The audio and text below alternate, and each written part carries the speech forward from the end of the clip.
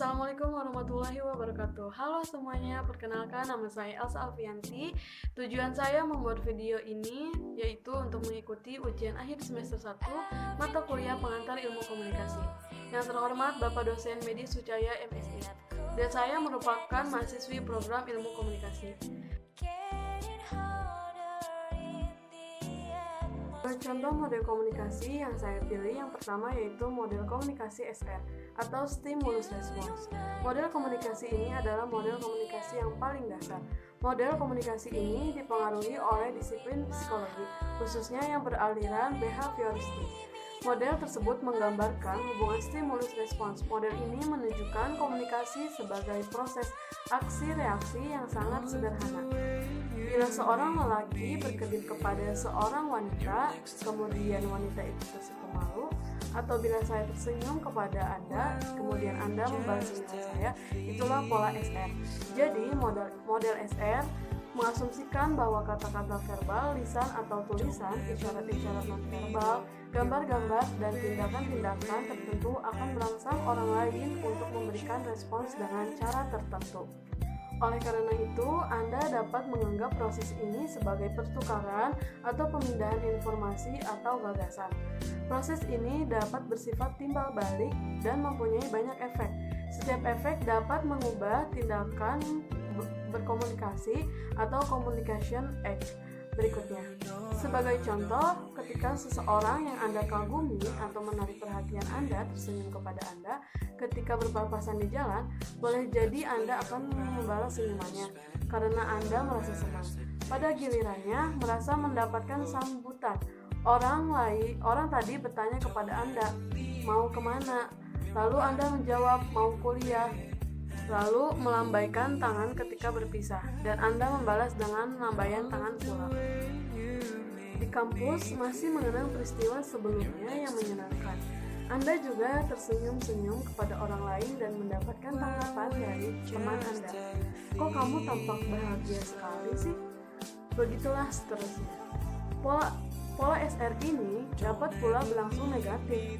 Misalnya, orang pertama menatap orang kedua dengan tajam, dan orang kedua balik menatap, menunduk malu, memalingkan wajah, atau bisa membentak, "Apa lihat-lihat? Nantang ya?" Atau orang pertama melihat orang kedua ketakutan. Model SR mengabaikan komunikasi sebagai suatu proses, khususnya yang berkenaan dengan faktor manusia. Secara implisit, ada asumsi dalam model SR ini bahwa perilaku respons manusia dapat diramalkan. Ringkasnya, komunikasi dianggap statis, manusia dianggap berperilaku karena kekuatan dari luar atau stimulus, bukan berdasarkan kehendak, keinginan, dan kemauan bebasnya. Model ini lebih sesuai bila diterapkan pada sistem pengendalian udara alih-alih pada perilaku manusia. Kedua yaitu model Berlo. Model lain yang dikenal luas adalah model David-Berlo yang ia kemukakan pada tahun 1960. Model yang dikenal adalah model SMCR, yaitu kepanjangan dari source, sumber, message pesan, channel, saluran, atau receiver penerima. Sebagaimana dikemukakan Berlo, sumber adalah pihak yang menciptakan pesan, baik seseorang ataupun suatu kelompok. Pesan adalah terjemahan gagasan ke dalam kode simbolik seperti bahasa atau isyarat. Saluran adalah medium yang membawa pesan, dan penerima adalah orang yang menjadi sasaran komunikasi. Berlo juga menggambarkan kebutuhan penyandi atau encoder dan penyandi balik atau decoder dalam proses komunikasi. Encoder bertanggung jawab mengekspresikan maksud sumber dalam bentuk pesan dalam situasi tatap muka. Fungsi penyandian dilakukan lewat mekanisme vokal dan sistem otot sumber yang menghasilkan pesan verbal dan non-verbal. Akan tetapi, mungkin juga terdapat seorang lain yang penyandi pesan. Misalnya, Menteri Sekretaris Negara dapat berfungsi sebagai penyandi dalam konferensi pers. Senada dengan itu, penerima membutuhkan penyandi balik untuk menerjemahkan pesan yang ia terima. Dalam kebanyakan kasus, penyandi balik adalah perangkat keterampilan indrawi penerima. Dalam situasi tatap muka, kelompok kecil dan komunikasi pabrik atau pidato, saluran komunikasinya adalah udara yang menyalurkan gelombang suara.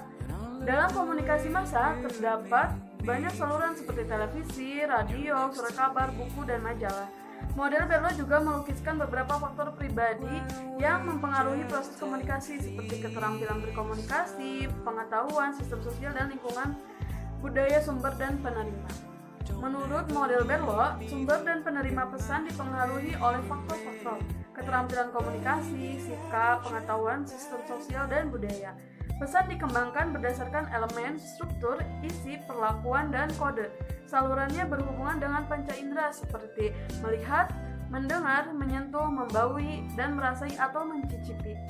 Model ini lebih bersifat organisasional daripada mendeskripsikan proses karena tidak menjelaskan umpan balik. Salah satu kelebihan model Berlo adalah bahwa model ini tidak terbatas pada komunikasi publik atau komunikasi massa, namun juga komunikasi antar pribadi dan berbagai bentuk komunikasi tertulis. Model Berlo juga bersifat heuristik atau yang dikenal dengan merangsang penelitian karena merinci unsur-unsur yang penting dalam proses komunikasi. Model ini misalnya dapat memandu Anda untuk meneliti efek keterampilan komunikasi penerimaan pesan yang Anda kirimkan kepadanya, atau Anda sebagai pembicara mungkin mulai menyadari bahwa latar belakang sosial Anda mempengaruhi sikap penerima pesan Anda. Model Berlo juga mempunyai keterbatasan. Meskipun Berlo menganggap komunikasi sebagai proses, model Berlo seperti juga model Aristoteles menyajikan komunikasi sebagai fenomena yang statis ketimbang fenomena yang dinamis dan terus berubah. Lebih jauh lagi, umpan balik yang diterima pembicara dari khalayak tidak dimasukkan dalam model grafiknya, dan komunikasi nonverbal tidak dianggap penting dalam mempengaruhi orang lain.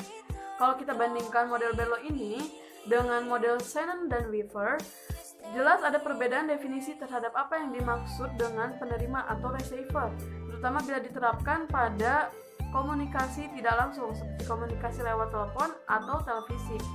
Dalam model Berlo yang dimaksud receiver adalah penerima pesan, yakni orang-orang dalam berkomunikasi tatap muka atau khalayak pembaca, pendengar atau penonton dalam komunikasi massa.